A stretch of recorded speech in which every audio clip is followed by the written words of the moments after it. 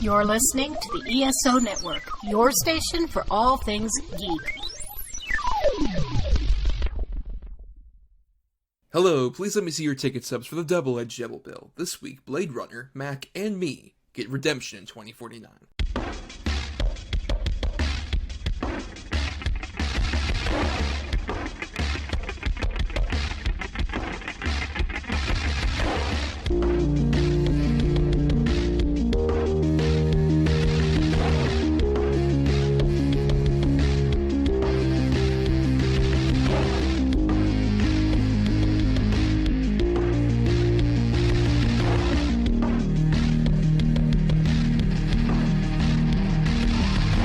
Each week, Adam Thomas and Thomas Nariani will come to the table to discuss the randomly selected yin and yang of a double feature. Then both will have to pick a number between 1 and 10 in order to seal their fates for the next episode. One will have 2 good movies, the other 2 bad ones. Let the chaos begin. I am Thomas Nariani, and am I truly human? I can't even tell at this point. It's been so long, so many episodes. All of us, none of us can tell if you're human.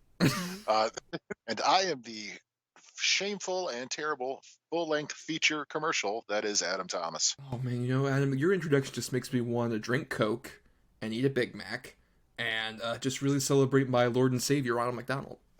Watching that movie makes me want to do Coke. So you can play along with the production team. Yeah, right, pretty much, so I can understand what the hell I'm watching. But welcome everybody to a very important, crucial episode of Double-Edged Double Bill. Not really, it's like a lot of other ones, except it's the distinct number here. It is episode 150 of Double-Edged Double Bill. We've been doing this for nearly 3 years. Every 50 episodes I could do something where, one, if you're new, this is a weird episode to jump in on, but basically, every week, Adam and I have 2 movies of good and bad quality, depending on who has the rotation at that particular time. So in the case of last week, I had 2 good movies, Adam had 2 bad, and we picked them between 1 and 10 for those 2 choices. We've been doing that all this time, for all these episodes we've done. And whenever we do that, that means 1 good pick and 1 bad pick goes on to be discussed on an episode, and then 2 others are left in the dust. So when we do redemption episodes every 50 episodes, we like to give a few different options a chance at redemption to be discussed on the show. Yeah, these are pretty much the wildest as far as picks go, typically. We've had a couple lately where it's kind of nuts. Cloris Leachman, fuck. But typically these are the most bizarre sort of matchups.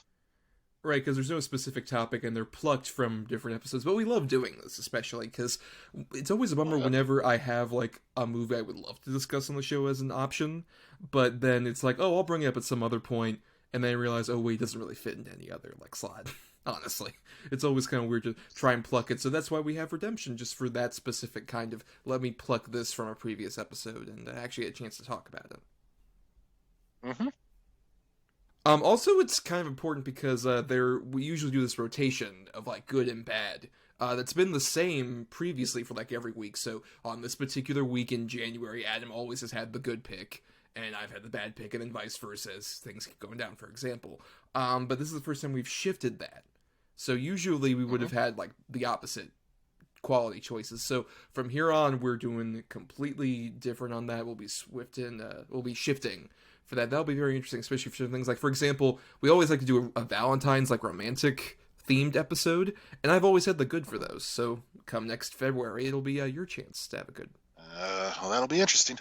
That will be, but that's several months off in the future. We need to talk about the now, Adam, and the now is our 2 picks that we decided on from last time. There's a bit of a theme in that they're both science fiction films to some extent. Yeah, I guess. If you really want to. Yeah, I guess if we have to tie them together in a way, you go. That's true, yes. We'll first be discussing your bad pick of Mac and Me, which was your alt from the Family Films episode we did last year. And then we'll have my good pick, which is Blade Runner 2049, my alt from the long-delayed sequels episode we also had last year. 2 very different films of very, very different quality. Both really pimp out advertising in a way, too. That's true, but at least one is for, like, products that were deceased at the time.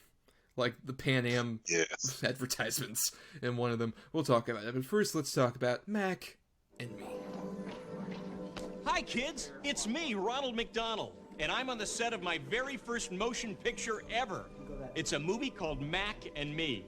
They were an average alien family living on their own planet, and we were an average family living on ours. Accidents happen, and like us, they found themselves in a strange new neighborhood. And my brother, Eric, wants to make friends. We got him! Get me safe! Turn it off!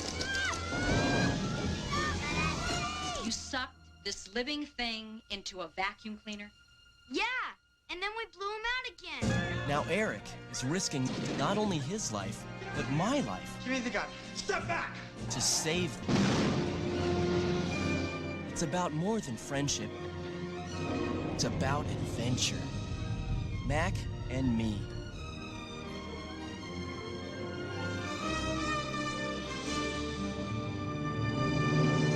So Mac and Me came out August 12th, 1988, from director Stuart Raffle, who, this is the first time we've done a film of his filmography, but he is a treasure trove of potential bad picks that I can't wait to hopefully discuss more of, like Tammy and the T-Rex, Ice Pirates, Mannequin 2 on the Move. Oof. Jesus. He's sort of an infamous bad filmmaker. Early Rob Reiner, he is not. No, that's true, but he never also had the shift to being good Rob Reiner at any point in his career. That's true. If you look into even the 90s and onward. But Mac and Me is a very interesting product of its time. We talked about E.T. on the show previously, a film you're not necessarily a fan of, Adam. But it was such a big thing in 1982 that a lot of people tried to glom onto that success in some way. And Mac and Me is the worst offender in terms of a ripoff of E.T., where it is literally structurally the exact same plot, and it's shot, I think, in, like, if not the same neighborhood, like, a couple blocks away, because it's the same kind of, like, California suburban setting. Yeah, I mean, it is the worst, but it's also the most famous of the E.T. ripoffs, I'd argue. I think infamous is the better term to use. That's true. Well, the people, yeah, but I mean, the thing is, like, think about it. How many other E.T. ripoffs can you think of at the top of your head? Excuse me, sir, we've talked about pod people on this podcast before. Oh, fuck. Yeah, all right. Hashtag never forget pod people. Another subject of an MST3K episode, much like this one, for the Netflix. I believe, wasn't it the first of the Netflix run, right, was Mac and Me? Yes, I believe so. If not the very first movie, it was definitely in the first run. Right, an auspicious debut that they tackled quite well, I would argue. I would recommend on Netflix, watch that. But Adam, we gotta talk about the movie itself, and you picked it, so I want you to go into it first. Why particularly Mac and Me, especially as a redemption, one you really wanted to go back to? Well, I think you already said it. It's so fucking egregiously bad, and yet it's utterly fascinating to me that this is literally a feature-length E.T. ripoff filmed and sort of used to promote McDonald's. I mean, from the name alone, Mac, and then I can't wait till we get into the fucking cocaine-fueled birthday party. But it's just, it's just so nuts to me that this just blatant level of sort of product placement and everything exists. Like, you always see product placement in movies. I don't care how many times you watch a movie. Watch when someone's drinking a can of something or a bottle of something. They always hold it to where the label is showing. Or whenever somebody has, say, like a laptop, you can very clearly see the Apple logo or the Sony logo, stuff like or that. Audi in movies where it just shows the Audi logo constantly. And plus, all the shots where like the car like drives up, it's very clearly like prominent, like a commercial, just like Audi. Yes. Here to stop the dinosaurs of Jurassic Park, I guess. Those are Mercedes Benz. True. Yes. But yeah, it's just dumb. To me, it almost takes you out of the movie every time it happens, especially when it's so egregious and in your face. This is 80-some minutes of that for the most part. Yeah. Because even when they're not in McDonald's and they're not, Coke is still throughout the whole fucking movie. But even when they're not in McDonald's, his name is still Mac. And the sister is wearing a McDonald's uniform quite frequently in the movie. Yes, the classic 80s era. With the visor and everything. Yeah, it's still right in your fucking face, the whole movie. And I just find it so utterly fascinating that a movie like this exists. And not only does it exist, but it's got name recognition, like still to this day. People know what this movie is, even without seeing it. they know of Mac and Me. At least people from our era. I think particularly because I'm curious where you discovered it, because for me, it was definitely the running gag on the Late Night with Conan O'Brien and various different versions of that talk show, in which anytime Paul Rudd would appear, and still appears to this day on the show, and he says, hey, I got a movie to promote, here's the clip, it is the famous clip from this movie, in which our protagonist, who's in a wheelchair, loses control of his wheelchair, and glides off of a cliff into the water, while Max suddenly appears and is open-eyed and wide at the terror that has just taken place. Was that where you discovered it? No, I actually discovered it. I don't know how we had it. I want to say it was given away at McDonald's, but we had it on VHS. Was it like a lament configuration thing where it just showed up at your house? Yeah, quite possibly. We got it from somewhere, like maybe from McDonald's, like, you know, buy it for $5 or something at the time, or a garage sale, or who the fuck knows. My grandma might even bought it, like, oh, this looks like a movie the kids will like. It feels like the earliest example of like an asylum thing, where it's like, oh, my grandson keeps talking about the movie with the alien and the boy. This is it, isn't it? 100%. This has got to be it. So I saw this when I was really young, and I remember even as a little tyke, God, I'm talking 6, 7, 8 years old, thinking this was so stupid. And it has stuck with me ever since, especially because the, like, parent aliens are generally kind of terrifying with their bellies and the way they walk, and they're, like, naked. And you're like, this is so creepy and weird. And then, and I'm just going to get into it, spoiler for anybody who hasn't seen it, and I mean, we'll address it later, but this is something that always stuck with me. The kid dies. Like, in an explosion. Right. Well, the aliens bring him back. Well, what's interesting also is, we'll get into this, but there's different versions of that.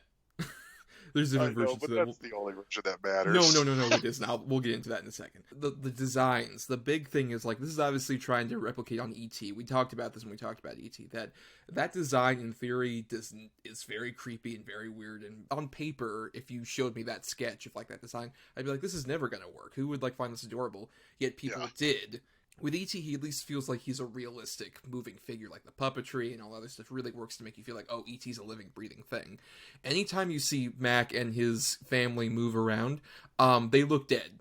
They look like just dead creatures that are just, like, on top of things. Like, half of the fun of this movie is just watching, like, Mac sterilely just standing or doing something. Like, especially, my favorite bit is when the dogs were chasing him while he's on the little kid's truck in the neighborhood, and he looks just like this is a stuffed animal or a corpse that's just on this thing. It's not a realistic thing, and it looks unsettling. It's just like, if I was a kid, I would not be drawn to, like, oh, he's my friend. I'd be like, kill it, just murder it. What the fuck is this? Yeah, I kind of agree with you. I mean, that thing needs to die. It looks like it should be saying, kill me.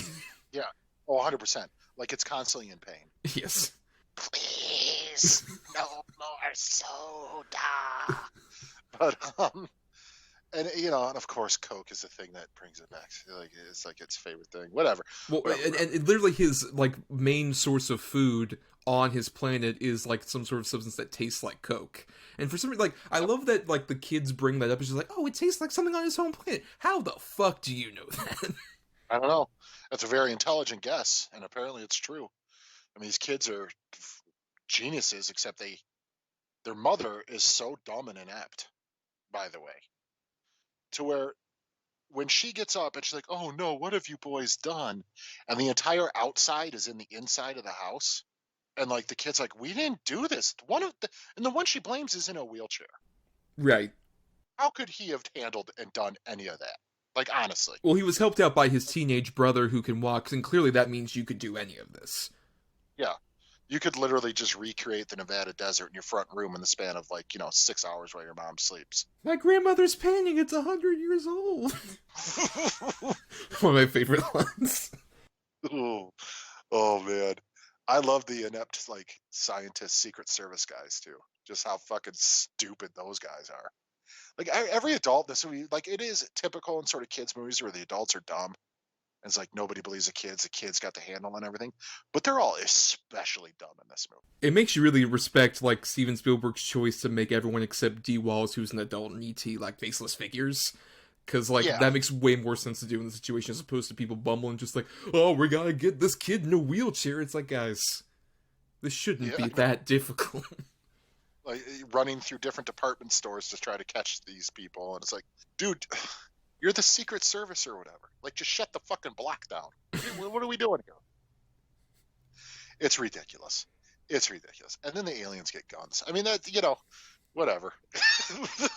So they basically rob a grocery store. It's so fucking stupid. Oh, the vacuum. Oh God. Well, hold on. Okay, so We gotta that's- pace ourselves about this movie a bit. well, that's the problem with this movie. Like, it's so stupid, and it's such just a fucking blatant ripoff and cash grab for McDonald's that, sometimes when I go off on these rants, it's just a series of like sort of loosely connected thoughts and mumblings and rambles. That's kind of what this whole movie is. That's basically the outline of the movie is written by Adam Thomas secretly. Okay, yeah, you take the floor for a minute, because I'm literally like flabbergasted. Well, yeah, we should point out, like, we keep talking about McDonald's. The big thing is one of the producers is a guy named R.J. Lewis, who was like a big advertising campaign person for McDonald's. And I thought for years this was funded by McDonald's, but actually it's more a case of like, okay, we can approve you like using a lot of the iconography and stuff like that just as like a publicity thing, because we're like loyal to this particular producer who hired Stuart Raffle. And I love the fact that apparently he was hired like before they even finished a script, and Raffle had to finish it like on weekends before the shoot. Which makes so much sense watching the movie. And you can tell, like, it's definitely designed to be an E.T. ripoff that occasionally dips into, like, this McDonald's advertising. Or just any, like, related products like Coke or Sprite shows up at a certain point, stuff like that. And you can really tell that it wants to make it appear like it's innocuous, but also the movie is shot in this blend with it feels like a commercial. Like one of the lesser McDonald's commercials you would ever see. But the thing is, yeah, they want to make it sort of feel like innocuous or whatever. But then you have a 15-minute birthday party, Yes, outside and inside of a McDonald's, where there's people breakdancing outside and inside the restaurant. And all the fucking workers and everything, they're so happy. They're clapping, they're jiving, they're digging it. Ronald McDonald himself is there doing silly tricks and magic for the kids. And it's like, if I ever pulled up to a McDonald's and there's a bunch of fucking breakdancers outside, fucking stoked that they're at McDonald's, I'm going to Burger King. Like, I'm getting the fuck on. There's no way, dude. And then God forbid you make it past the front door. I mean, I'd have a meltdown. I would love to be, like, at least to witness what this giant choreographed thing, this dance contest. As you know, anytime I go into McDonald's, like, especially when I'm, like, I don't know, hungover at 1 a.m., they'll have dance contests every hour. So, like, that clearly happens. That all the time. And, like, this elaborate choreographed dance bit where you have some, particularly, I love, my favorites are, there's the Asian guy and the black girl who are off to the side, like, doing the thumbs up to her, like, either side, like, yeah. My favorite bit. But also that you have Mac, who everyone thinks is a toy because he's dressed up like a teddy bear, doing these elaborate breakdance things that no matter what time period, either now or backwards, you would be like, that seems like maybe a toy couldn't do that. Like, even Teddy and AI couldn't do this. His ass fell down the stairs constantly. He's a future bear. To be fair, like, AI would be an even better film if, he did that. Steven Spielberg, take notes. Yeah, take note. Hey, Spielberg, watch Mac and Me. Yeah, you made E.T. Have you seen the superior version? Where is this choreography in West Side Story, sir? I hope it's there. It better be there. I need the nameless fucking breakdancers thumbing up everything. It's just, and the thing is, it's like, I don't know, maybe it's a West Coast thing. Maybe this does happen at McDonald's. I don't know. It's definitely not out here in Metro Detroit. It doesn't happen. You'll get fucking shot. You try to dance while someone's trying to get a 10-piece. And there's also the trivia of apparently Nikki Cox and Jennifer Aniston are two of the dancers in that McDonald's sequence. Nikki Cox, the redhead? Yes. Yeah.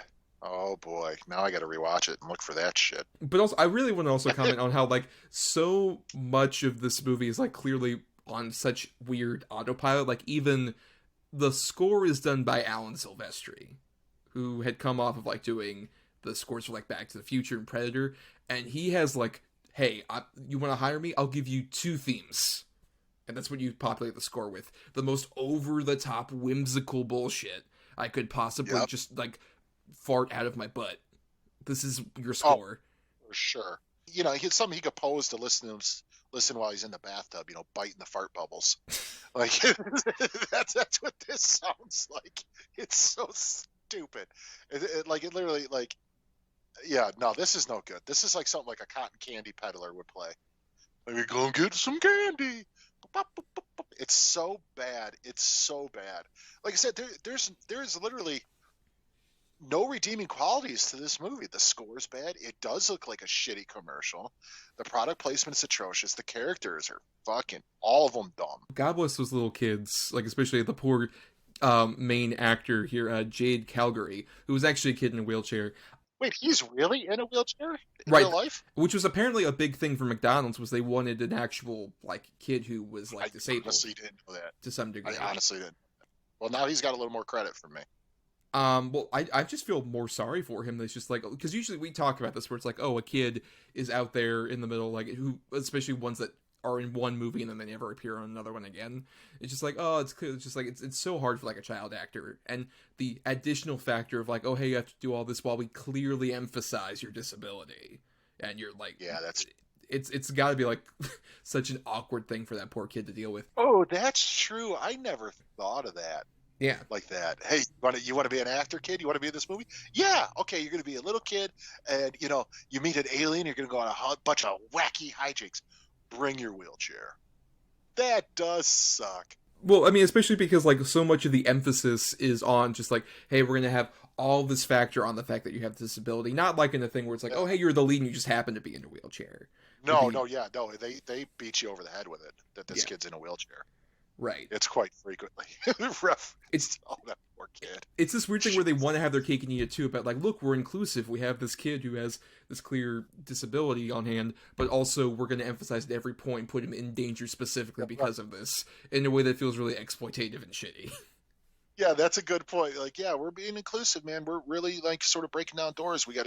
Our main lead is in a wheelchair. Have we noticed he's in a wheelchair? Every 5 minutes. He's in a wheelchair. It's as inclusive as like in the Burger King Kids Club things from the 90s, where it's just like, look, here's all of our like awesome kid characters, including one in a wheelchair. What's his personality? Did you see the wheelchair? They might as well call him Wheels. Like, it's so I think stupid. they did on the Burger King thing. I believe that's what they called him. I think it was something like that. I want to say it was something like that, like Wheelie or something. It's so bad. But in this movie in particular, where they put this kid through the ringer, including the thing you referenced about like the climax where it seems like he explodes, in the original Japanese version of like VHS thing, you see the full extent of that, where there's the one cop who falls over and his gun goes off. The gun in the actual thing blows his fucking chest up. Not like with gore, but there's like air that comes out, basically, and he just like flops over. Oh my god, I gotta see that. That's on YouTube. I'll send you that link. But yeah, that's a real thing. Oh, please do. That might have made this movie better. I like that we went from like, oh, this poor kid in a wheelchair, cut to, oh, I want to see his chest blow up. God, shot him with a shotgun. Hell yeah. But send all your hate mail to @Adam Thomas. That's fine. I'll take it. Wow, this movie's kind of a masterpiece. Well, I'll say, like, that's a question, because, like, we love talking about a good, bad movie on the show, in terms of, like, an entertainingly bad movie. And I will say, I don't think this one is quite, like, a so funny it's bad movie, but it's more of, like, the train wreck kind of thing, where you're just like, I'm astonished this exists. Because every turn you see is, like, the wrong one. Down to one of the other kids, like, the best friend of our main character, is this little girl who's introduced as, like, oh, hey, I'm, have, like, weird Native American powers, and I'm wearing, like, this fucking headband, and I'm in the teepee, and it's this very white girl, and I'm like, what? What are we doing? Yeah. Who, by the way, reminded me exactly of the Pepsi girl from the 90s, who was also in Polly. Oh, for sure. Yes, 100%. Trivia, sister of Jesse Eisenberg. Oh, God. That makes sense, actually, when you say that. Yeah. On looks alone. Looks like Jesse Eisenberg wearing a fucking wig. You know, so bad they're good movies. There is a big difference between those and this. Like, with some that are so bad they're enjoyable, I will watch those by myself and still get a fun kick out of them. This would be one that if I were to watch it by myself, I'd probably be bored. But to show it to somebody who's never seen it, I'd get a lot of enjoyment out of that. Mm-hmm. Just out of their reaction of what the fuck am I watching? Like that would be enjoyable. But watching this by myself, nah, man. I'm tapped out on this one. Yeah, I feel like I kind of had that experience, so there's still so much weird, fun things. Like, I'd seen this before, obviously, in various different permutations from either MST3K or just by its own. And I think it's definitely one of those I would recommend seeing at least once in terms of, like, a historic bad movies, because you hear about, like, oh, this movie's so bad, and sometimes it's just, like, really unwatchably bad. You can't really get much investment in it. This is definitely, like, captivating in terms of, like, oh, where are they going to go next? But more in the, what wrong turn are they going to make? What example of, like, oh, hey, we're going to have, like, these designs for these characters, or end the movie on a big, like, immigration thing of, like, they're now citizens of the U.S. Yeah. And have, like, everybody hug these, like, once again, dead husk-looking alien creatures. I know. Like, what are we trying to do here? What message are we trying to get across at the end? Like, is it a pro-immigration thing? Well, okay, that's fine, but this is probably not the way to deliver that message. Especially we're just like, yay, we want to accept all of our immigrants, and we're going to represent them as these dead-eyed, monstrous creatures who don't have any kind of autonomy to them whatsoever. Dude, nobody would be okay with these creatures, like, being around them. Like, ever. No. Just maybe spend the money to get them back to their planet somehow.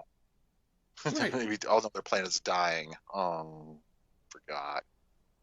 So I guess they're happy in LA, where there's breakdance McDonald's. Look, who wouldn't be? Happy at that prospect. Yeah. Is there any other silly shit we haven't mentioned about this movie? Well, I brought up the vacuum thing. The vacuum thing is so ridiculous. Yes. Where it's some of the worst special effects, where they suck the whole alien into a vacuum. And first of all, no, it would have been killed. Second of all, wouldn't work. Third of all, the vacuum like goes nuts. It's like making so much noise and breaking shit up and destroying everything, and nobody hears it except for like the teenage mother, I think.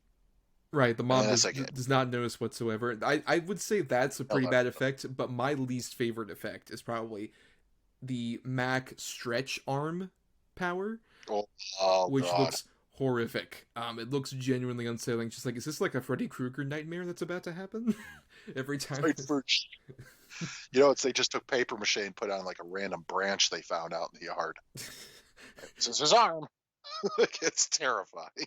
Or also, I love what attempts to be like 80s singles that play throughout this whole thing that feel like these are parodies of 80s songs, right? These aren't real 80s songs. You didn't compose these genuinely. Yeah, 100%. It feels like they have some old white bread vanilla ass dude. I know what the kids like. Here we go. And just recorded a bunch of junk with whatever, like, niece or nephew of his who could kind of sing or maybe had a shitty garage band. Particularly the one montage that starts with, like, our young hero and his mother going on, like, a run, and fucking Mac is inside, like, the tree getting chased after being chased by the dogs. And it's this weird song that sounds like a love song, but it's about, like, where we should be friends. I'm gonna miss you every time we are together, friends. It's like, what the fuck is this? It's nothing to do with the scene. Not at all. Yeah, that's Mac and me. That's kind of the whole movie. Nothing has anything to do with anything. Those sound like pretty good, like, final thoughts unless you have anything possible to add to that. I mean, I would just sort of echo what you said. If you haven't seen it, it's definitely worth a watch just on the sort of absurdity level alone. But other than that, yeah, it's pretty awful. I think you would probably have more fun if you're not with other people watching the MST3K episode. That's probably the best way to watch this. Yeah, I agree with that. Yeah, overall. But overall, yeah, I would agree. I wouldn't consider this quite so funny bad, but also not unwatchably terrible. It's that weird train wreck thing of just, if you've never seen it before, just watching like, oh my god, this is fascinating. This is like really doing every one of these things. It's really for these weird set pieces that is so fascinating. Like the stuff, even we didn't mention early on when they're on the planet, it's the worst paper mache painting possible. Or when they escape, or just like certain things of them being chased around, stuff like that. There's a lot of fascinating ideas on what movie produced by a marketing executive would think is a good idea. There were also these tapes in the 90s that McDonald's funded themselves, where they were animated by the guys who did Rugrats, and it was like the adventures of Ronald McDonald and his Oh, friends. yeah. Yeah. Oh my god, I completely forgot about those. Yeah, I remember watching those when I was younger. It's total indoctrination. It's just total like, hey, you love these friends, why don't you come and eat fast food with them? And shit like Yes. that. It's total just like crass commercial shit. And this, at least it elevates itself slightly above being a sinister product of a corporation, just because of its pure ineptitude. Like, if this was a sleekly produced version of this, it would be kind of evil, as opposed to what is, which is just, oh, this is fucking stupid. Yeah, I agree with that. I agree with that. If this had any more competency behind it, then yeah, you'd be like, oh, this is just fucking, yeah, like you said, evil. It's indoctrination bullshit. Where this is just like, this is so bad and dumb. Right, I'm sure if your daughter watches, she'd be like, no, Daddy, we can never go to McDonald's again. I never want to see Ronald McDonald again. Right. I wonder if this is what got the Super Size Me guy going. Morgan Spurlock Origins. Yep. Well, we have a whole nother film to talk about here, which we'll do in just a moment. But first, here's a promo for an ESO show you can queue up right after ours. Crisis for the geek kind. Top geek officials admit they underestimated the hipsters' defense capability. Join the geek revolution and save the galaxy. Geeks from all over the globe are joining up to fight for the future. They're doing their part. Are you? Want to know more?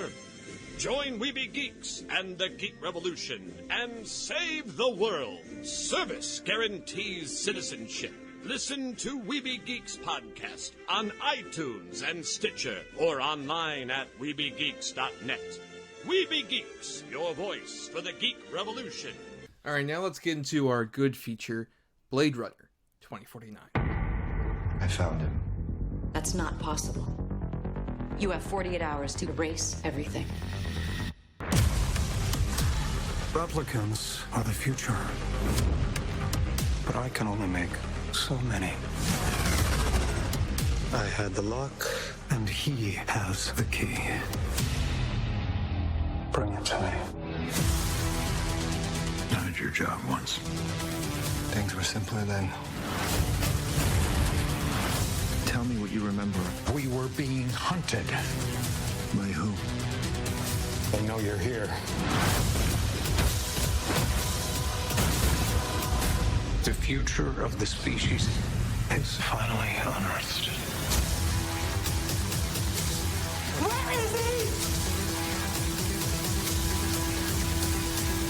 he? Rated R. Experience it in IMAX. October 6th. So Blade Runner 2049 came out October 6, 2017, from director Denis Villeneuve, which is the first film of his we've covered, though we're pretty big fans. And especially Adam, this was my pick, but I mainly picked it because I know you're a pretty big fan, not just of this film, but Blade Runner. In particular, the first Blade Runner, I believe, is one of your favorites, if not your favorite film of all time. It's in my top 3. Blade Runner to me is science fiction perfection. You know, there's so many different sci-fi subgenres. Like, there's a lot of real high-minded sci-fi. There's real, sci-fi action, sci-fi horror. I think Blade Runner is ultimately a very accessible sci-fi movie to almost anybody getting into the genre. It's pretty much exactly the story they're trying to tell is on the screen, and to me, it's pretty easy to follow. Like, you get exactly what's going on. You get the story. It's all there. It's a little long and everything, and I can see why people who might be younger might not be into it. But yeah, I absolutely just adore Blade Runner for all of its faults and all of its just everything it's got. I think and all of its different versions as well. You're even like a big fan of the original cut that people decry a lot. Yeah, I'm fans of all the versions for even the different reasons and the different things that they do in them. I'm a huge fan. I'll never hate on the original version because the original version is what I saw that made me a fan. I do prefer the director's cut. And then, of course, as you already said, Denis Villeneuve, he's probably my favorite director working today. Everything of his that I've seen, I absolutely just love. And so for this to come out, and I got to be honest, man, when it was coming out, I was like, oh, fuck, this is going to suck. Even though it was Denis Villeneuve and it's Gosling, and I really like Gosling, but like Harrison Ford had really kind of been shit in the bed in his later movies before this came out, where he's so just doesn't care about anything he's doing, really. I would argue it was a bit, at least, like, of late, that point, he was coming right off of, like, Force Awakens, where he felt like he had a bit more pep in his step, I would argue. A little more pep in his step, but you got to figure that was one performance where you're like, okay. Right. You know, so it's more of a crapshoot where it could be, like, either that or a Crystal Skull. Or Indiana it could Jones. be one of those two. Yeah, exactly. Yeah, return to a character. You're like, oh, which Harrison Ford are we going to get? And he's really fucking good in this movie. And well, before you get too okay, before you get too far into the new movie, I want to at least establish that I've seen the first Blade Runner plenty of times, and it's a movie I really like, and I think particularly like it has so many interesting characters like surrounding the main story. I just think my biggest problem has always been, and even I rewatched it earlier this week to prepare for the show. I still stand that I don't really have much investment in Deckard as a character. I think he kind of fits the traditional noir detective trope. I agree. But in a way that doesn't also really excite me. Like I think a lot of the other characters do. Like I think particularly Sean Young as a version of like the femme fatale. It actually isn't nearly as sinister as like one would initially suspect because she's a robot version of this character. Right. Or Roy Batty also, obviously Rutger Hauer's phenomenal in that film. Yeah, it's his movie. A great screen villain for sure. But Deckard was always my biggest stumbling block for that movie. And so coming into this one, I was like, oh, okay, I like Denis Villeneuve quite a lot. This is him coming off of Arrival and also Sicario, like a solid bunch of interesting films. I'm like, okay, I'm curious to see what he does with a bigger budget. And yeah, so all that going into this, Adam, especially for you being such a fan, do you think Villeneuve and everyone else hit it out of the park? Completely right out of the park. Not only do they play just kind of wonderful homage in the way they do it to the original, but they also introduce all these new characters and ideas that you ultimately care about just as much, if not more, than the returning characters.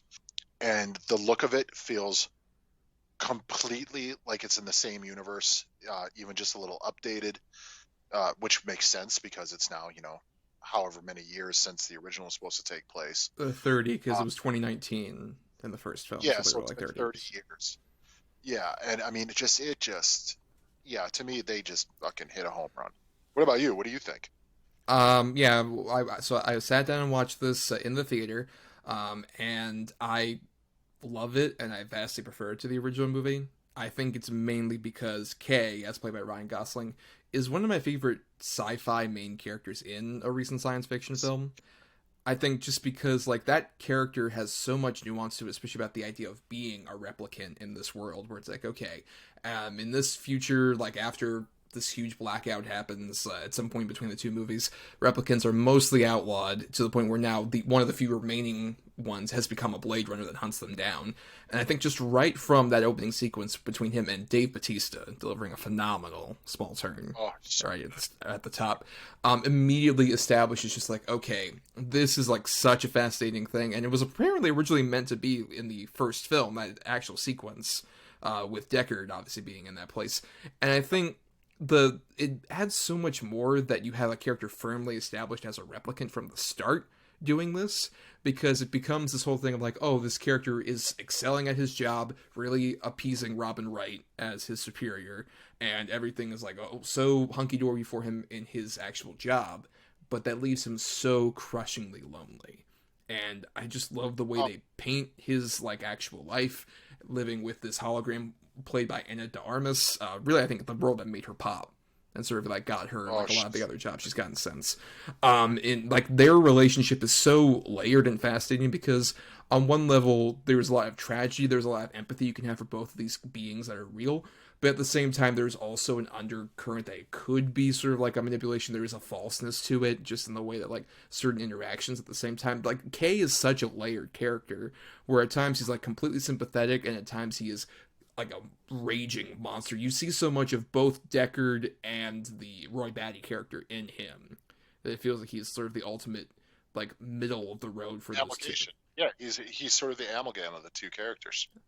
Right, the amalgamation, yes. It's a really fascinating performance to watch.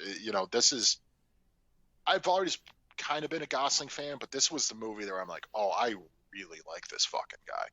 Plus, he turns into performing like the way he acts in this is, as we've talked about, one of my favorite styles of acting already. Like understated performances, except when he like kind of goes berserk, but still he's got that quiet swagger to him that I really, really appreciate when it's done well. He's perfect casting for a replicant in that way. If you see any of the earlier movies before this, it like makes total sense he'd be a replicant. 100%. He gives such a nuanced performance without really saying much a lot of times, just in looks and sort of staring at himself even in reflections or things like that. Like it's really quite phenomenal. Yeah, I particularly love, probably my favorite delivery of his is during the amazing sequence where him and Anna Armas are outside on, like, the roof of the apartment, and it's raining, and she says, like, I love you so much, I love being with you, I feel so complete when I'm with you. He says, you don't have to say that. And that says so much, it's so great. But, I mean, and then you get to, Love, which is, Sylvia, I'm sorry, I can't remember the rest of her name. Hoax. Yeah, Sylvia Hoax. She's so good, and you get the idea right off the bat when you first meet her, like, oh no, she's a force to be reckoned with. Except when she goes to see Jared Leto's character, and he just kind of like treats her like shit. Right. I love the fact Sylvia Hoax said at a certain point that like she interpreted that character to basically be like a 12-year-old who's really trying to appease her father, which is also adds so many layers because Jared Leto kind of treats her also as like a wife and an assistant and so many other roles that she feels like she wants to like be up to his certain specifications because he loves perfection so much. And like we've both been very vocal, not necessarily fans of Jared Leto, but it's perfect casting because he plays this weirdo billionaire who has these assumptions about like what it is to be a god living amongst ants, and he at one point just murders this fresh robot out of just like a show that like he is this god. It's phenomenal casting. It feels like he doesn't even need to act that much. Right. No, it is his best performance. I mean, without a doubt. I mean, I understand, obviously it was supposed to be David Bowie before he got really sick and then passed, which also would have been pretty cool casting. Yes. But I really, really dig Jared Leto in this movie. I think he's quite phenomenal. The thing is, there is big scope to it. When Ryan Gosling goes to the desert to find Deckard, the color palette alone, it's just gorgeous. The set design, he's walking through those statues, and I mean, it's beautiful to look at. And it's mostly practical. They very much emphasize they didn't want to do like CG unless they had to, and it really shows. Yeah, so I mean, this movie, there's this giant scope of scenery and the world building and all of the technology and all this stuff, and yet the movie is just populated by just these nuanced performances. I think it balances itself so well to where it's like anytime I watch this, and I don't even know how many times I've seen it now, I cannot take my eyes off the screen. No, it looks gorgeous to the point where this was one obviously the big sort of Oscar thing with this movie is that it won a couple Oscars, mainly for its visual effects, but also its cinematography, which is done by Roger Deakins, and it was his finally deserved win after 13 nominations for, like, this is you shot like a bunch of great Coen Brothers movies and all sorts of other stuff, who should have had an Oscar way before 2017. But if there was a later, like, look, he had to eventually get it, I'm glad it was this movie, because it's, like, one of the most beautiful movies I've ever seen. Just, like, every single look and texture. Like, you feel the texture of the buildings while you're watching it. Yep. I completely agree. And, dude, the score?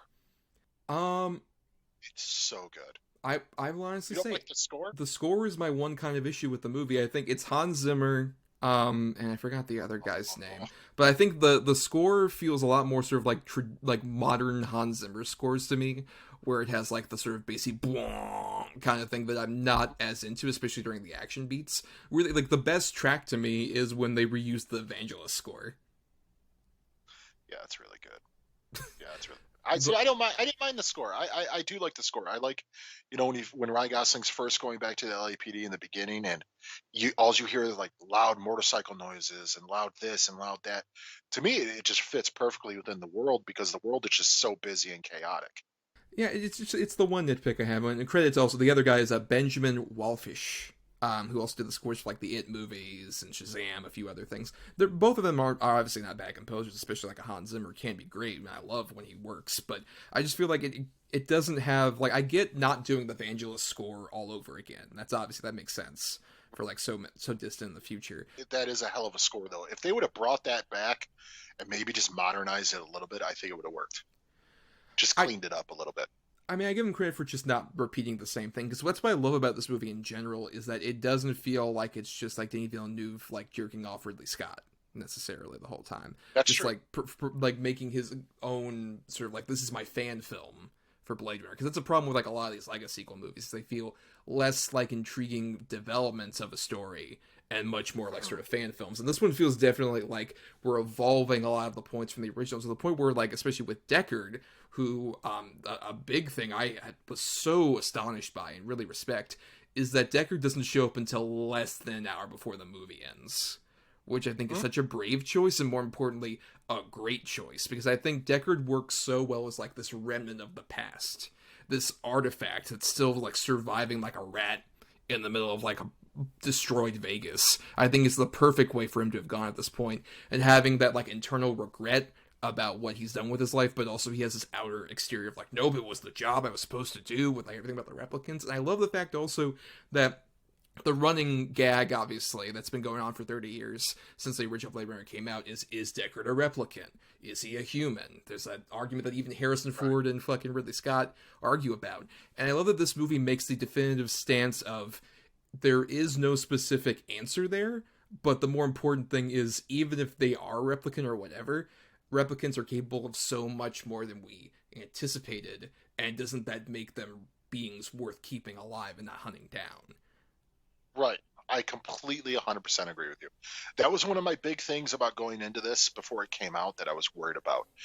I was worried they were going to give that answer, and that was one thing that I always kind of loved and appreciated, even to this day, is that you don't know, and it's sort of up to your interpretation of what you want it to be.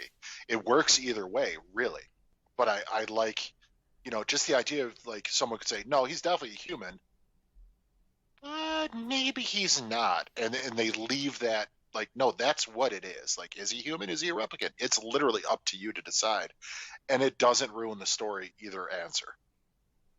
Right, but even then, with, like, this new movie, it's so much more about, like, look, they can create life, they are living beings that deserve their respect, like, all the stuff about, like, the backstory of the Blackout, and then also the resistance group that we get in the background. I just love also the fact that the thing that made me love this movie from the time I saw it in the theater to now is just the fact that Kay is our central character, and we follow him throughout all of this, but brilliantly the story isn't actually, like, about him. He is a fringe part of this universe that we're following and seeing so much happen, up to, like, oh, he thinks the whole time he is actually the son of Deckard and Sean Young. Which was another worrisome thing when I first saw this. I'm like, oh, I don't think I'm going to like that. Because they let you think that the whole movie. Right, and even, like, he even thinks that in his own right, like, oh, this is the case, I've been following all this the whole time. And that twist that he's not that is so powerful, I think, because the ultimate conclusion is, like, no, you're not like this main person, but your story matters, and what you're doing is so impactful to everyone else. And that's why I especially love someone who doesn't get enough credit for this movie, but Carla Jury as Dr. Anna Celine, who ends up being the reveal, oh, she's the daughter, it's such a, like, small performance that gives you so much about, like, oh, this woman has so much empathy for replicants and respect for, like, what being this kind of creature means, and especially being stuck inside of this hermetically sealed environment for, like, most of her life, how she wants to get out there. You get so much, especially when she looks at that memory of Ryan Gosling's, and she just breaks down. It's, like, such a beautiful scene. Just the idea that all of her memories were put into all these, like, newer models. That he's not the only one who remembers. It's the exact same thing she does.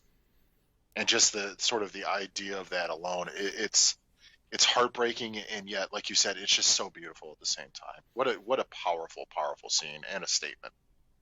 Right, and just the fact that also she looks like, if you had told me, oh yeah, that's the daughter of Sean Young and Harrison Ford, like, I believe it. She looks a lot like both of them. It's pretty good 100%. Casting on just that even basic level.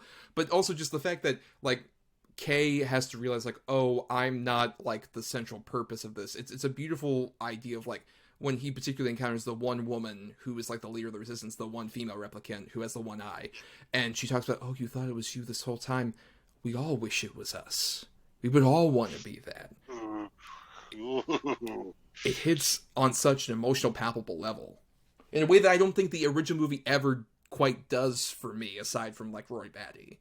Like, and I think just the fact that it's this central character feeling that, and then that's what makes it so, like, beautiful with the ending, where after he, like, has this huge fight scene with this brutal, awful fight with Sylvia Hoeks and manages to get out of it, and how he just, like, dies on those stairs and the Evangelist score plays. It's the beautiful evolution of the replicant arc from, like, the original movie with Roy Batty, where it's like, oh, I'm such a villain, awful piece of shit who you have some empathy for by the end.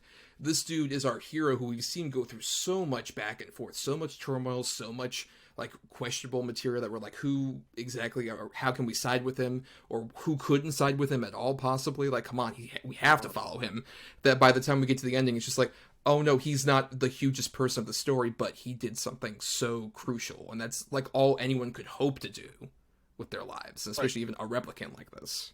Yeah, leave a mark in a way. That's a really good way to put it, yeah. Well, and especially that, like, I've heard some people criticize how, like, women are necessarily treated in the movie, but I think that's what's so, like, sort of crucial, is that Kay thinks he's, like, the actual person who's, like, the center of the chosen one, but it's really about, like, no, you have to, like, be an actual ally and put yourself to the side and let the real person who can, like, progress things be the one to do this. And I think all the female characters have so much, like, more depth to them than that. Even, like, Mackenzie Davis, who plays essentially, like, a prostitute replicant, I think has so much more, like, depth to her performance that means so much more, especially when you find out, like, her past and everything. Just like, oh, okay, she is, like, actually this resistance fighter who is trying to, like, make something important actually happen with the use of K. Like, there's so much more layers to every single one of these, like, even smaller characters. Yeah, I completely agree. I never really had a problem with the way the female roles were portrayed in this. I didn't realize that was a thing. It doesn't surprise me, but I thought they were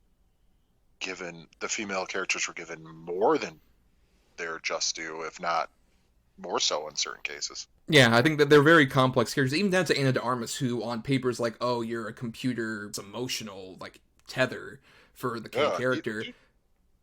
Even Robin Wright. Robin Wright's fantastic in this movie. Yes, and there's a lot of, like, great sub bits. Like, I love when she goes to Kay's apartment and is just, like, drinking and just, like, eyeing him around. Yeah. Mm-hmm. But even, like, with Ana de Armas, what I love also is how you feel so much investment in a character who, it's kind of like her, which we talked about previously, where it's like, oh, this is a computer software program, how can I be that invested in it? And especially, like, by the time she ends up being crushed and destroyed, she says, I love you, and then it cuts off, you feel so emotionally impacted by that. It's a gut punch moment. It's masterfully done, because it shouldn't be. She is just a program. But yeah, it's pretty impactful. Right, and even, like, the sort of fan service points where we get calls back, like, particularly the Sean Young scene, if you told me, like, on paper, like, hey, that's what happens in this movie, it's like, oh, that sounds like it's going to be really bad. And in practice, it's perfect, because it's kind of like a meta commentary thing on even, like, the idea of a legacy sequel, where, like, there are those promising, like, oh, I can bring you back to this moment, this thing that you loved so much, this particular shot from this movie that you keep playing over and over again in your eyes, and look, I've recreated it perfectly. And it's a really impressive effect that it looks very close to Sean Young, the CG and everything, but Deckard can see just, like, there's a detail off, there's something up, that you can't just recreate this perfection that I loved so much, and then it's just disposably shot on the ground. It's perfect. Her eyes were green. Yes. Like, so good. You know, I love both movies. I probably love them both equally, believe it or not. The thing is, I would put the first one as, like, sci-fi action with drama bits to it. I would put this one more in the sci-fi drama with action bits. Like, I would just flip the two sort of subgenres of it in a way. I just, like I said, I just think this is a masterful example of not only revisiting source material so many years later, but the legacy sequel idea as a whole. I don't think it's been done better than this. Yeah, I think especially because it's such a recurring trend, and I think this is one of the ones that feels like it knows about, like, the trappings of a legacy sequel. It's seen enough of those where it's like, we can't just recreate the original movie. Let's actually evolve and go further from the original movie. And to the point where, like, even the future, like, we kind of obliquely referenced at the very start of the show about, like, oh, the advertisements for, like, Pan Am and stuff like that. Like, that feels like it would be accurate to, like, a world where it's like, hey, what if the styles slightly evolved from the 80s, but the politics never quite did? Like, we never Right. got out of that particular time on, like, a mental level. And so everything, as a result, is way worse. Like, I love how awful, like, the future is, where it's like, oh, it looks just like this, admittedly not great future that we saw in the first movie, but now it's just, like, that future extended further, where it's just like, oh, just being outside is a hassle. Just, like, the worst weather. Oh yeah, it's just gotten more crowded, and the buildings have gotten taller. That's basically it. You know, it's overpopulation and just crime-ridden, horrible pollution and weather. It's a very bleak view of the future. Yeah, there's certain polished things, like all of Wallace's stuff is super clean and polished, and there's flying cars and all this shit, but everything looks so lived in and sucky. Like, it's just, ugh. It's so bleak. Right, which is what makes the eventual storyline involving, like, the rise of these replicants all the more important. Because it's kind of feel like, well, you know what, humans have really done a fucking terrible job with, like, bringing things around. Run their fucking course. Right, why not let replicants kind of continue from this point? And it's one of those movies where even though you're a human sitting down watching, it's just like, not a bad point. Yeah, no, I completely agree. It's sort of maybe thin the herd a little bit. Yeah, I get it. I'll say this: it's a better example of doing that than I think even like a Thanos in the in the Marvel movies. I would say, hot take. But we could go on for a while longer on Blade Runner 2049. We could, but why don't we go into some final thoughts here, Adam, the big Blade Runner man? Your final thoughts. Like I said, I think this is a perfect follow-up to a perfect movie already. To me, there's very few movies, especially that only exist with the original and sequel, that I would argue both of them are completely perfect. And this is definitely the shining example. I love absolutely everything about this movie. I love the way it's, like I said, the way it's shot, the way it's acted, the way it's filmed, the score, the color palettes, the overarching story. I love Kay as sort of the lead character. It's just a shame that because it's attached to Blade Runner, which was ultimately a failure when it came out. I mean, granted, it's heralded as sort of a classic now, but this one didn't perform that well either. Well, yeah, because at $185 million, its budget, it made 260.5, so like not even really breaking even. That's a failure. No, that's right.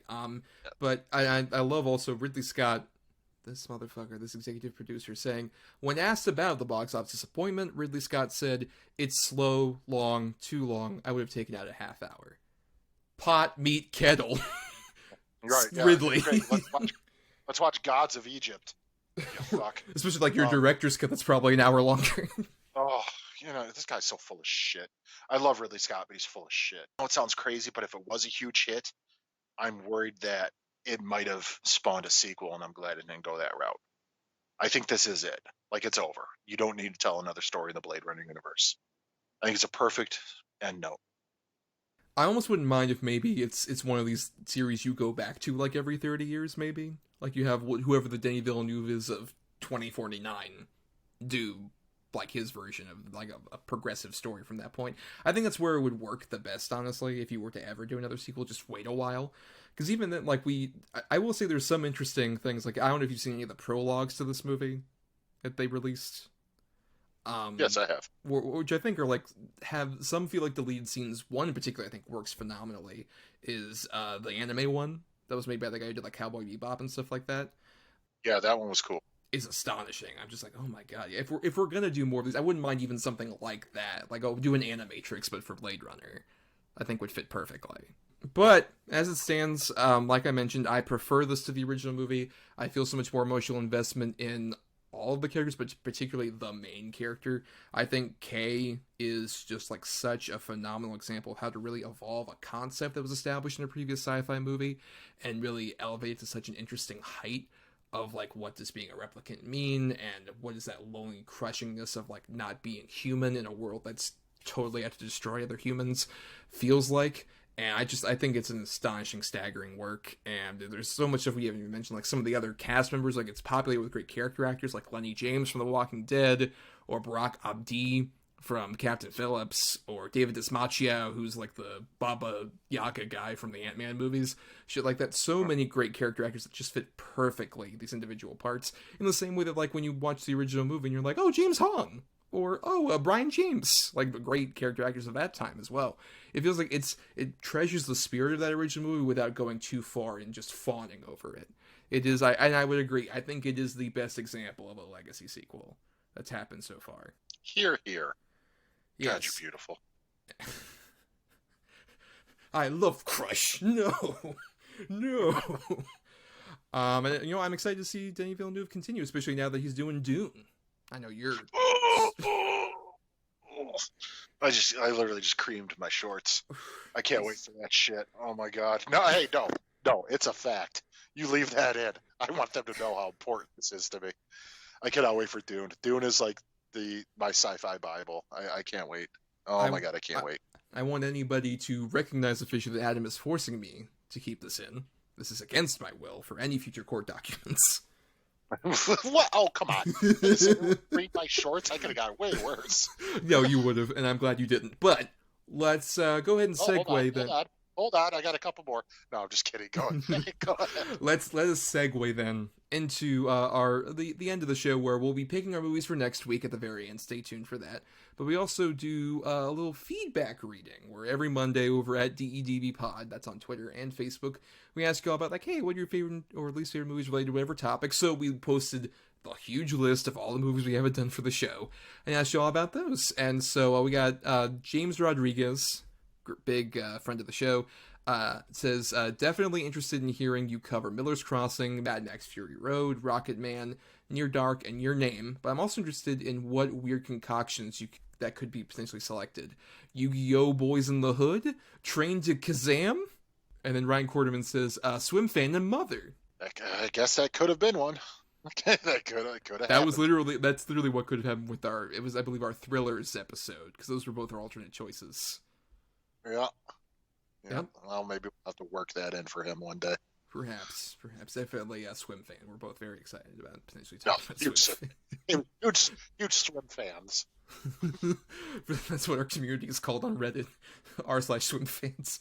But Adam, so of the various films that either I or you haven't could have potentially picked, I would say of yours, like, I'm looking at your list literally right now, and I would say Secret of Nim is one you've nearly done a couple times. I would love to talk about that movie. Go back to Sam Bluth. I think in particular would be interesting.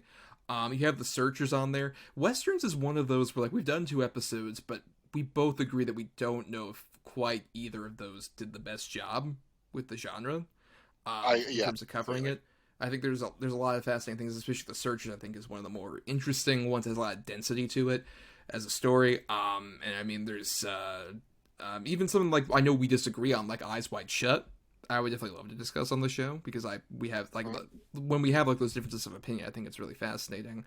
Or even just like some of the smaller fun ones, like Nightbreed was one of yours. I would love to cover, or Troll 2, obviously, like another one of these infamously terrible movies to talk about. But yeah, and even of mine, I would definitely say it's usually just like some of the smaller ones that I know you haven't seen that I'd love to expose you to, like 20th Century Women, I think is a very underrated movie, or The Big Sick, which I know you would love. I think you would really love that one. I haven't watched it. I own it, literally, and I haven't watched it. Or some like Sleeping with Other People is another one of those I would definitely recommend. Or just really weird oddities that I don't know if people would be that interested in talking about, but I would just love to like pour over. Like Cabin Boy is like primo on that list for me, because Cabin Boy is this weird aberration of a movie that shouldn't exist, but I'm glad it does because it's fascinating. It's just like a weird thing that never should have happened. Or even like my alternate choice of Speed Racer, I think, is another example of that. Or despite being based on like a big property, it is such like a weird out there choice that I'm surprised got made. And even for a bad example of that, I think it's happened a couple times where we've almost picked it. Bicentennial Man is, I think, a fascinatingly poor film. That's something. But yeah, I'd like to do, like a Black Snake Moan. That's a very fascinating fucking movie. I'd like to do, the Maniac remake. I'd like to do, the Departed eventually. I'd really want to do Only Lovers Left Alive. Yes, that's been a couple times. Yeah, I mean, that's just And then as far as getting into like the other ones, like A History of Violence, Ip Man, I'd really like to do Ip Man if we ever go back to martial arts. That's probably one of the best martial arts franchises ever made.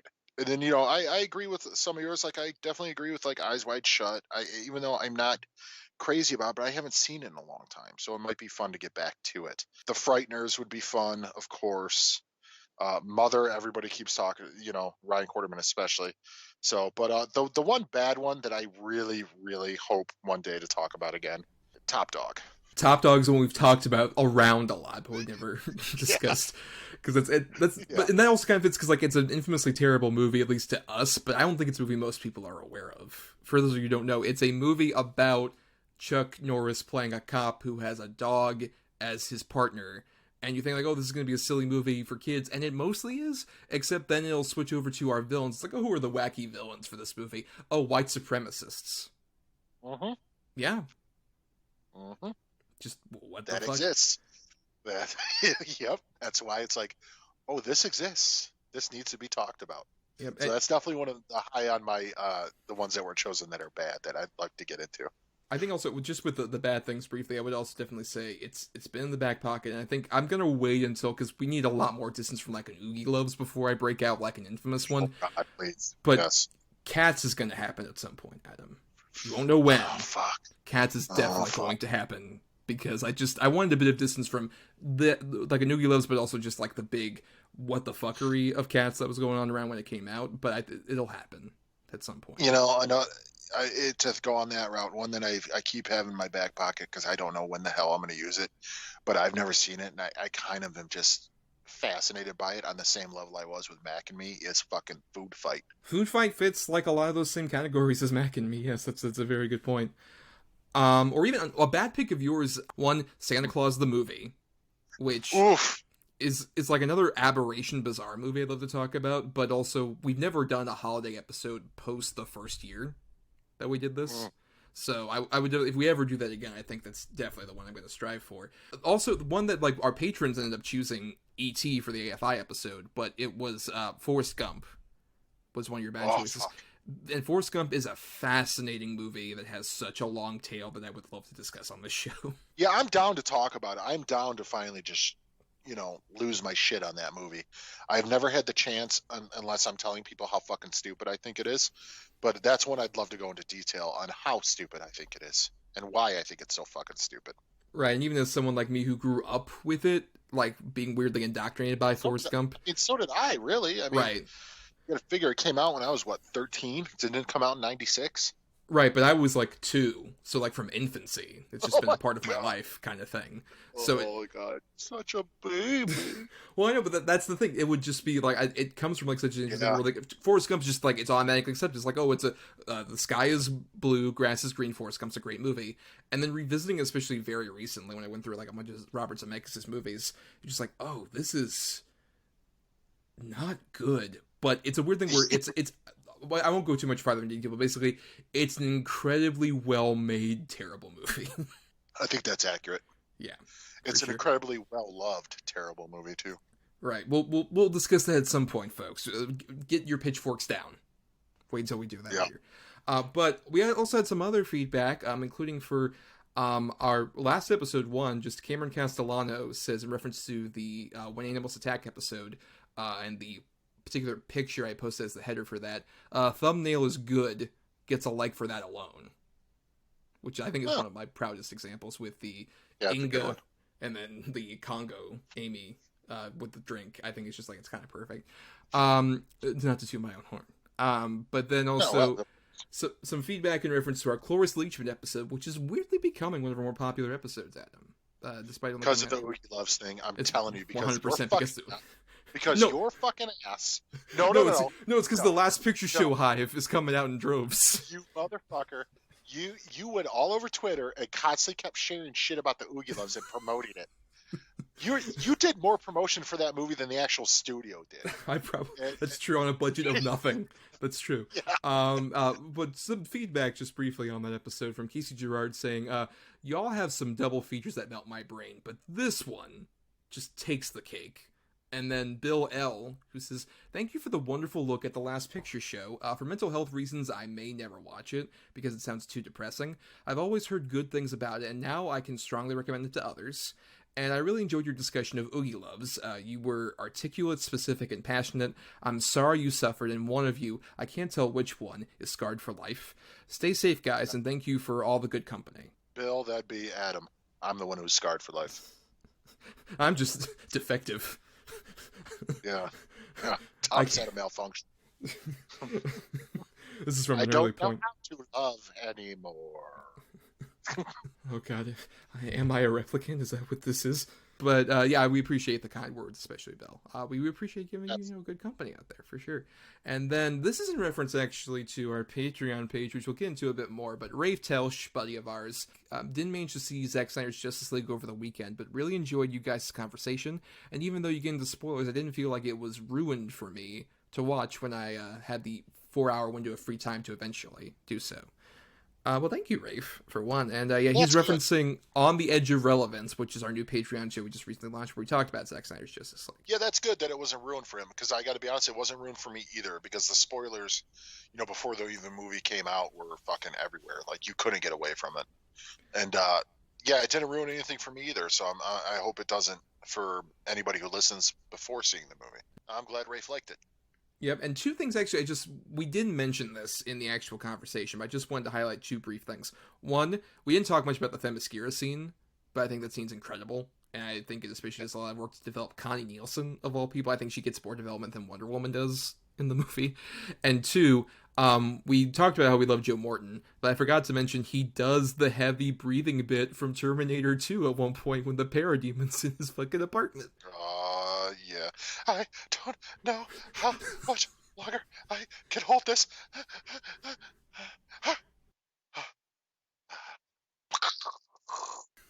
It's so good. Any movie would be 100% improved if Joe Morton just showed up to do the heavy breathing bit. It did the breathing. That's all he has to do and gets a nice paycheck and then leaves. Oh, man, I'd give him every Oscar there is. For sound design.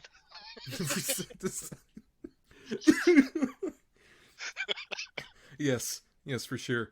But thank you all for that feedback. We also thank some other people like Chris Oliver for the intro and outro used for our show. Listen to more of his music at chrisoliver.bandcamp.com. Thanks to Emily Scarda for the art provided for our show.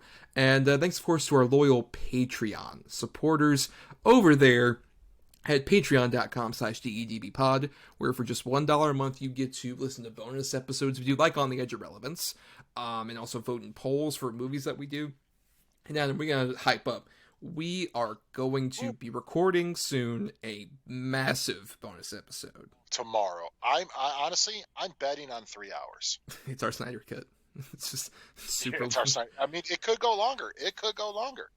We're doing a full-on March Madness bracket of the best movie villains ever. And we have 3 guests with us, so there's 5 of us talking. It's going to be fun. It's going to maybe get chaotic. I hope not. But either way, it's going to be interesting. And you kind of want to sprinkle that chaos in yourself. I'm definitely going to. I'll try to keep it as unchaotic as possible. That's right. We should shout out our guests for that. We should reveal. Might as well here. Will be Caitlin Turner, friend of the show, obviously. He's been on the Patreon, at least previously. Casey Gerard, same thing. And then Shaquille Lambert making his debut behind the paywall. All you sequels fans, get ready for some Shaquille. Oh, yeah. Good group. Very diverse group.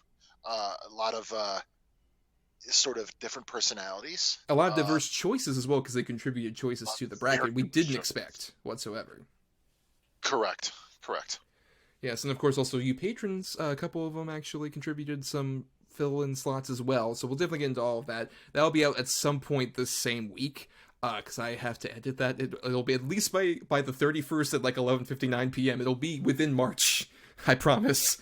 I promise that much. But we also want to encourage you, if you like the show and you like hearing us talk about all this stuff, we recommend following us on social media at DEDBpod on Facebook and Twitter, where we put up the feelers about like the feedback collection and stuff like that, and also emailing us doubleedgedoublebill@gmail.com, all spelled out. And if nothing else, if you can't support us via the Patreon for just $1 a month, we do recommend maybe giving us a bit of support with a bit of merchandise purchasing over at TeePublic, the ESO Network store. You can purchase a mug or a t-shirt, a laptop case, a bunch of stuff with our logo on it. So buy our merch. Buy our merch. Again, just record that and just pipe that in. Look. I like making you do it every time. Someone has to... You have to repeat something. Dance puppet.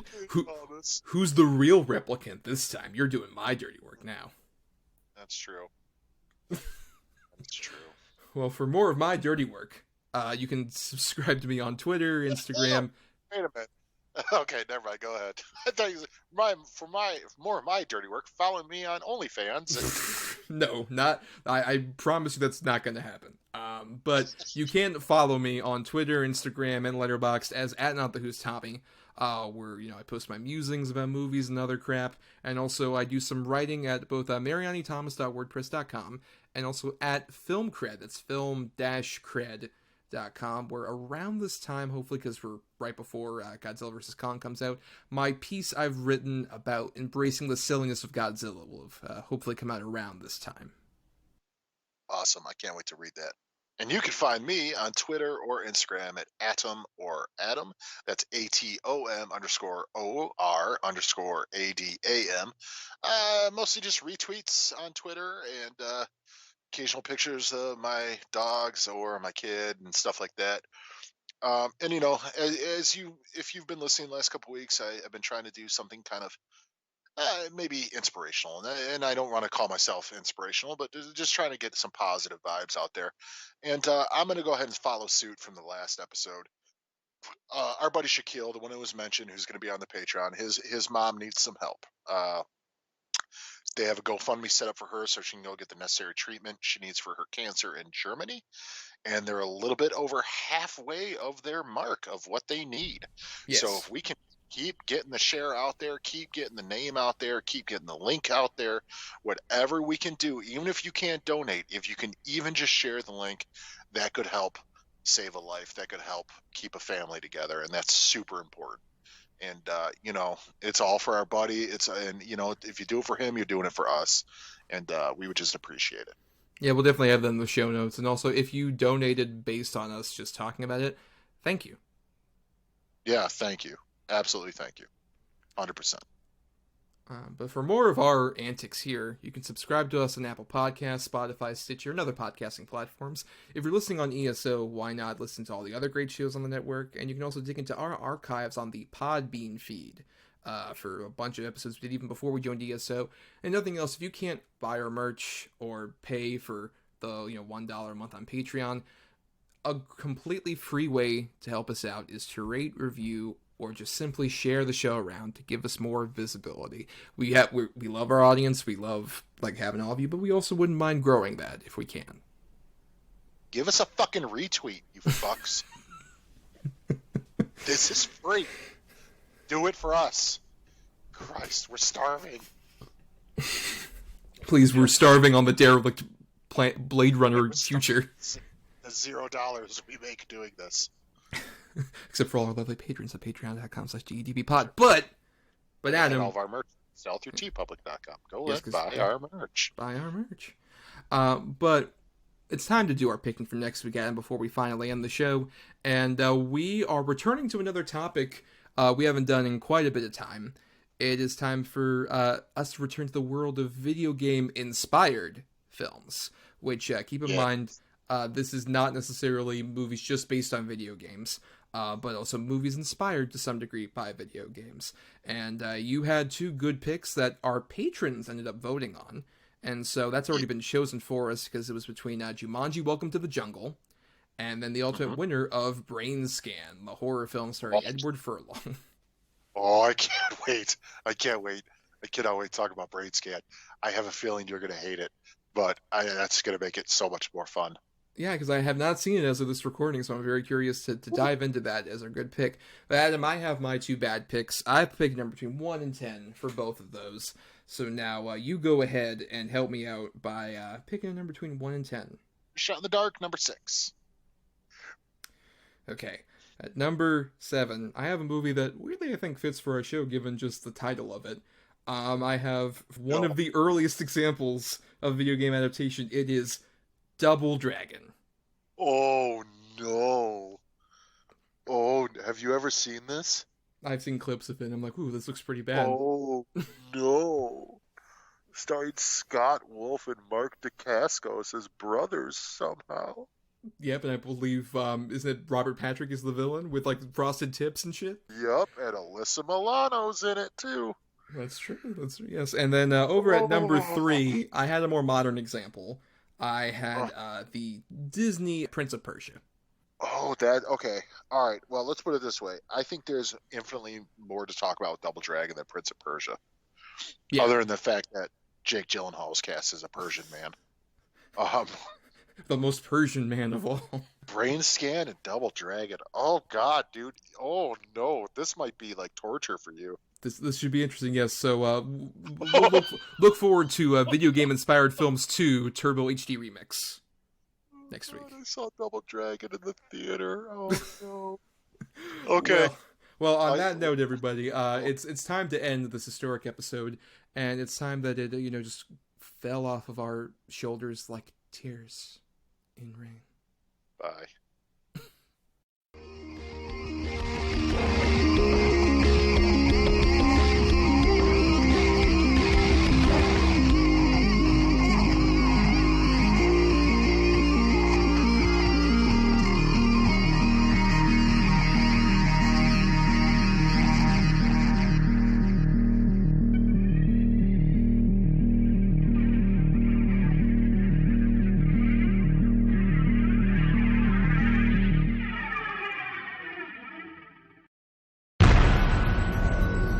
This has been a broadcast of the ESO Network.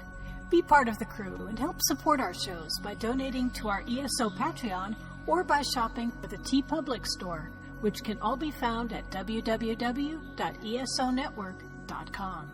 The ESO Network, your station for all things geek.